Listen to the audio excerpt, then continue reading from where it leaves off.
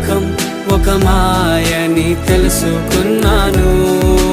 ఏది నా సొంతం కాదనుకున్నాను. తప్పిపోయిన కుమారుని నేనైతే నా కొరకై నిరీక్షించే తండ్రి నా యేసు.